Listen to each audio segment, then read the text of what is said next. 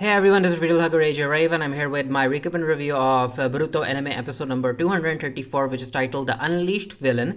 Now, I wasn't able to do a recap and review of the previous episode, but I did enjoy it. Basically, Kwaki is now part of Team 7, and Team 7 is tasked with escorting Katasuke to the land, to the hidden Mist village, because there's this conference going on, because they ended up creating a new power plant, which is, I guess it's called the Shinonome, if I remember to pronounce it correctly, and the Shinonome has the ability to calm down the raging waves of the sea and then use the sea in order to generate even more electricity. And apparently, the level of electricity, amount of electricity that the Shinonome will be able to produce will be 10 times more than those numerous windmills that the Hidden Mist Village use.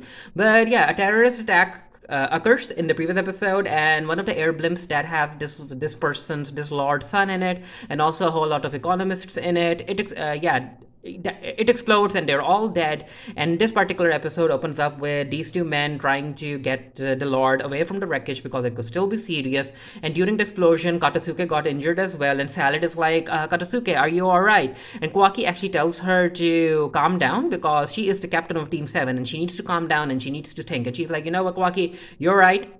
So she asks Kwaki and Mitsuki to secure the area in order so that they'll remain safe, while Salad takes Katasuke to have him checked up by a medical ninja. And I'm like, you know what, Salad, you should at least know this level of medical ninjutsu. You should be able to heal such wounds, but huh.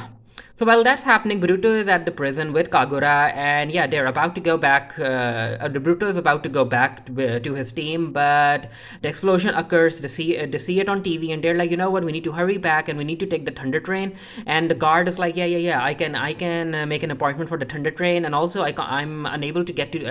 I'm unable to contact the Mizukage office, but I'll keep trying. So while he's trying to get the Thunder Train to come here, we see that the connection lines have been damaged, so they can't call anyone, and they also can't talk to each other over walkie-talkies. So it turns out that the culprit behind the prison break-in is Isari, who is the son of the Funato clan leaders.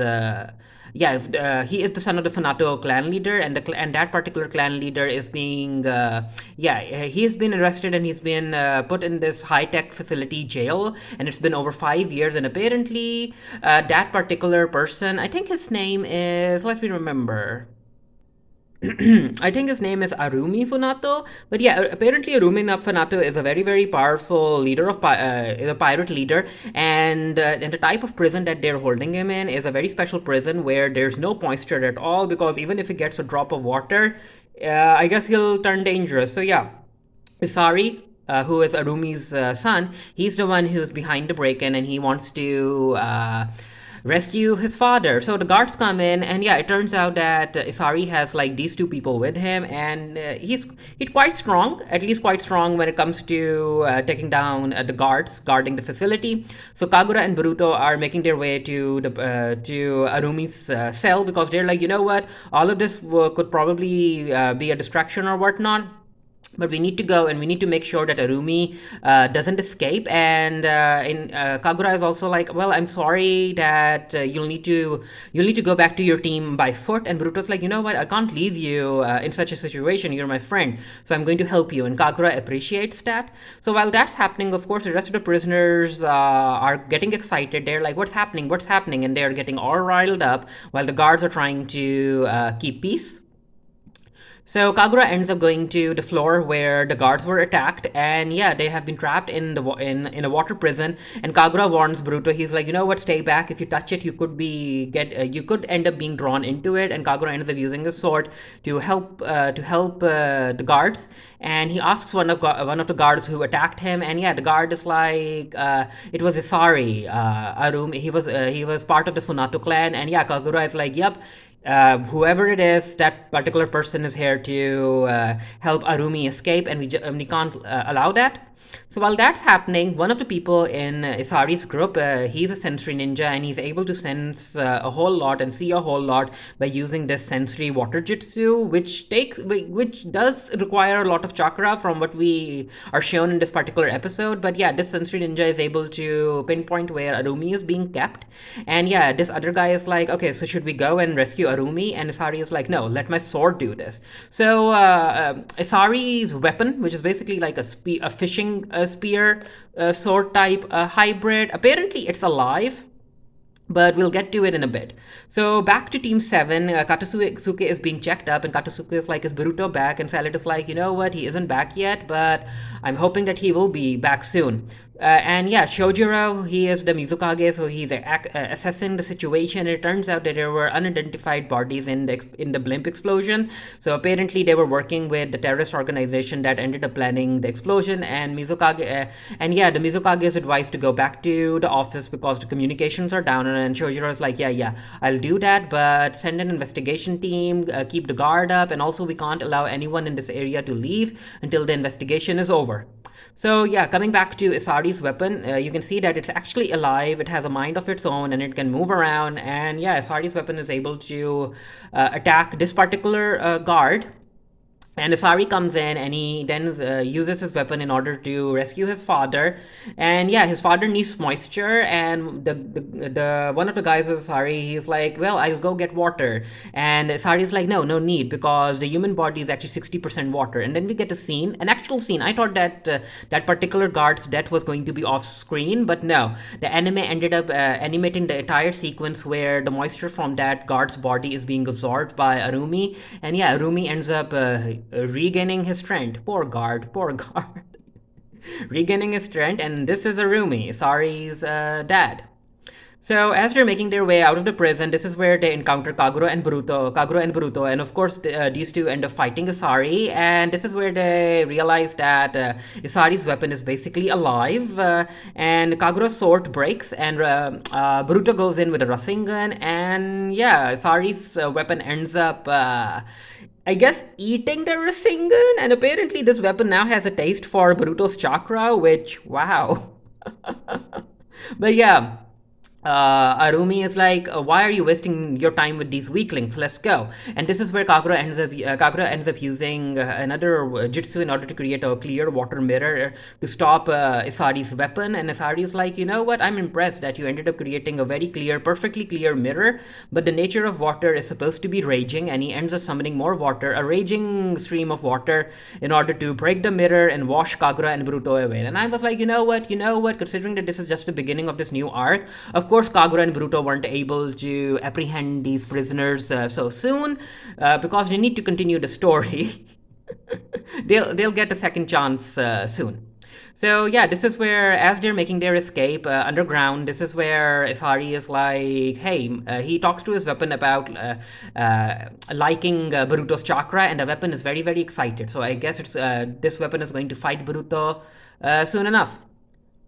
So it turns out that, yeah, this is a very, very lengthy plan. Not only did they end up rescuing Arumi from prison, it turns out that the pirates have now started to take over certain beaches. They are starting to take over the eastern side of the sea because that's where the main headquarters for the Hidden Mist Village is. And if they end up taking control of that, then the Hidden Mist Village is going to face a lot of problems when trying to come up with a counterattack. And I think from what I can understand in this particular scene, I think the Shinonome is being used as a weapon, and yeah, it's a Shinonome that ends up discharging some beam of energy that destroys the ships and destroys the fleet.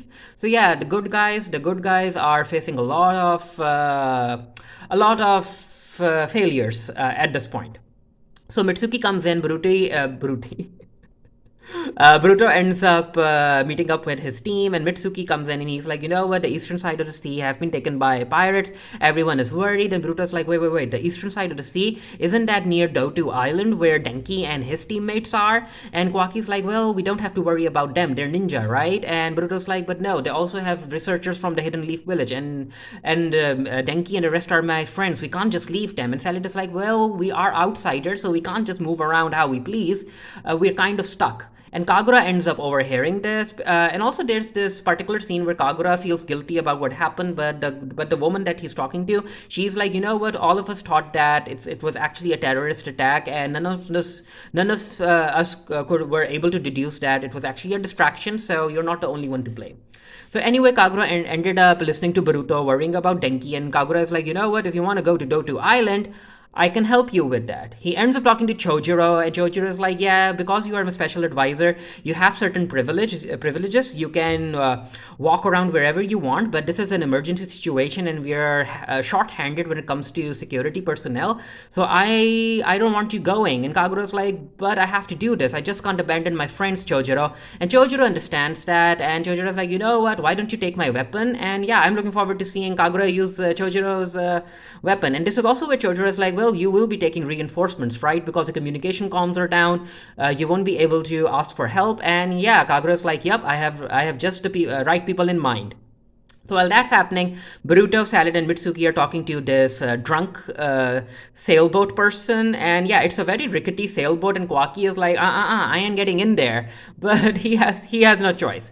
So yeah, it turns out that Kagura's reinforcements are basically the three people from the Seven Swordsmen. Who didn't run away from prison. So I guess Kagura kind of trusts them. But I also think that all three of them have been marked. So if they act out of line, that seal will activate and they might die or they might become paralyzed, kind of like Suicide Squad. So of course Boruto doesn't like the Boruto, Mitsuki, and Salad don't like the fact that they'll have to be working with their ex-opponents. But Kagura's like, you know what? We don't have any other choice. We have to do this. So let's go. So on their boat ride to Doto Island, Boruto is like, well, don't say I didn't warn you. And Kagura is like, well, I appreciate the fact that you understand the situation, Boruto. And Boruto is like, yeah, okay. And also, while that's happening, we do get a little comedic scene where Kwaki is not happy being placed in a rickety boat. He's like, let me go, let me go. I didn't want to come on this boat. I'll tell Lord Seventh. But yeah, this is where the episode ends. And of course, I'm looking forward to seeing what's going to happen next. And if I end up doing a written review just for the Geekery, the link to that will be down in the comment section below. As soon as the review is published, let me know what you thought of the episode. I am looking forward to seeing what's going to happen, and I think that Salad might end up teaming up with the woman that she fought. And yeah, I don't remember these three people's name. Don't make me remember their names. But yeah, I think that Salad is going to team up with her in order to take down certain opponents, and that could be interesting. But yeah, let me know what you thought of the episode down in the comment section below. And until next time, stay happy, stay safe, stay blessed. See you guys later.